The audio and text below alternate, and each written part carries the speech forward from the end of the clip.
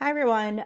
Today we're doing 12.3 work together, and 12.3 is all about the payroll register and the employee's earning record.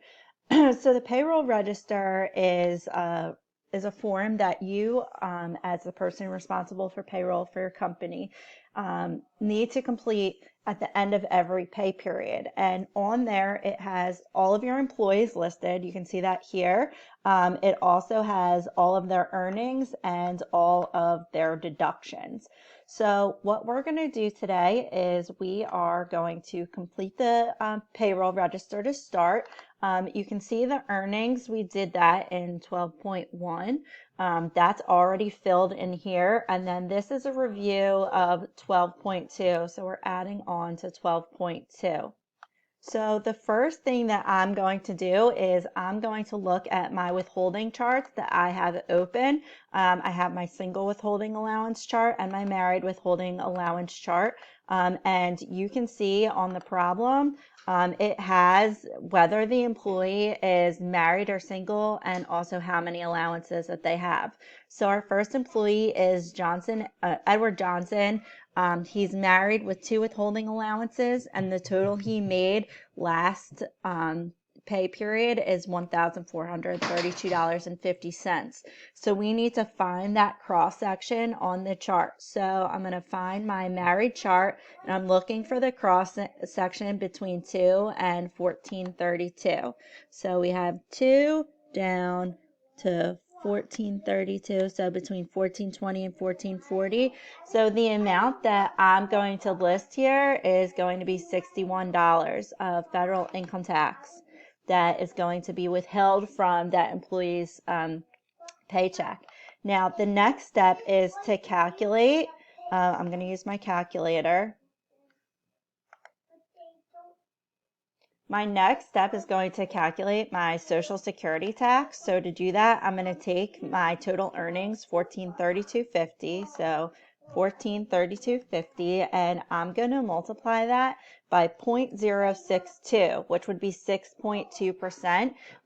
That's the tax rate for Social Security that we're going to be using for all of our problems. So that is going to give us, let me do the calculations, $88.815. So this spot in the thousands spot, we need to round to the nearest penny. So it's going to be 88.82. Remember, if it's 0, 1, 2, 3, 4, 5, 0, 1, 2, 3, 4, it just falls off. If it's 5, 6, 7, 8, 9, we round to the next penny. So 88.82. Next, we're going to do our Medicare tax. So that's 1.45. So I'm going to do $1,432.50, multiply that by 0.0145 equals, so that's 1.45%. And again, we're going to round to the nearest penny. The number in the thousands is going to fall off, so this is going to be 2077. Then it says here for our other health deductions, it says round, then it says withhold $60 for health insurance from each employee and $15 for a Roth IRA. So we're going to do $60 for health insurance and then $15 for the Roth IRA. Next, what I'm going to do is I'm going to move to my next employee to figure out her deductions. So Janice here is singled with 1 withholding allowance, and she made $971 for that period. So we have to find the single chart. So here's my single chart, and I'm going to find the cross section between 1 and $971. So 1 and 971 would fall here, and that's $76 that we are withholding. Then we are going to take our calculator again. We're going to plug in the total earnings, $971.75, and we're going to, $971.75. We're going to multiply that by 0.062 or 6.2%. And we'll round to the nearest penny, which will give us 60.25. So 60.25. Next, we have our Medicare. So same process. We're going to take $971.75, multiply that by 0.0145. We're going to round to the nearest penny. The number in the thousands is a 0, so it'll fall off, and it will give us $14.09. Next, health insurance is $60 and retirement plan is $15.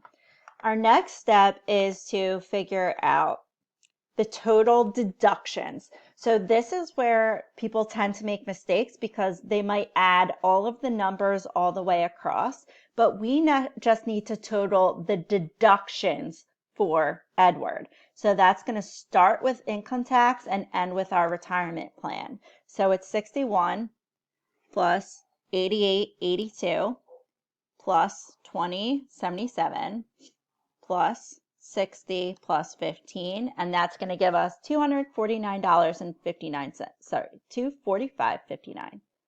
So $245.59. We're going to do the same thing for Janice. So Janice, it's going to be 76 plus 60, 25 plus 1409 plus 60 plus 15. Again, making sure we're only adding the deductions. It's going to give us 225.34. So 225.34.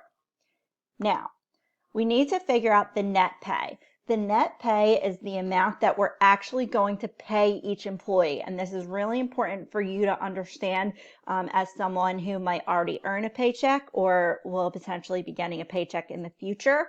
Your net pay is going to be your gross pay, which is your total earnings, minus all of your deductions. So that is what you're ultimately taking home every pay period. So our gross pay for Edward was $1,432.50. Gross pay and total earnings are the same. And then we're going to subtract our total deductions, $245.59, and that'll give us a net pay of $1,186.91. Oops, sorry. So that is 1186. Let me double check the change, 1186.91. And we'll do the same thing for our next employee, Janice. So her net pay or total earnings was $971.75. We're going to subtract our deductions, $225.34, and that'll give us a net pay of $746.41. $746.41. Okay, so now for our payroll register, we have it completed for all of our employees. We also have to come up here and we have to plug in the dates. So it says here, a payroll register for Judy's Fashion is provided. Complete the payroll register for the semi-monthly pay period ended July 15th. So we're going to write up here July 15th. So July 15th.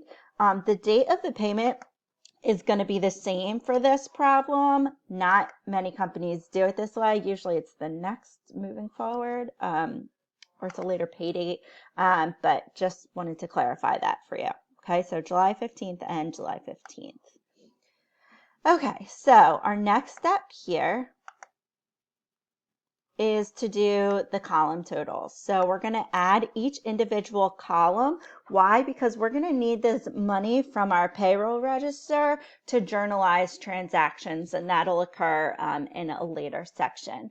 So we're just going to total all of our columns in the payroll register to save us some time. Do you know what? I'm just going to show you the answer so that you can see what all of the column totals are.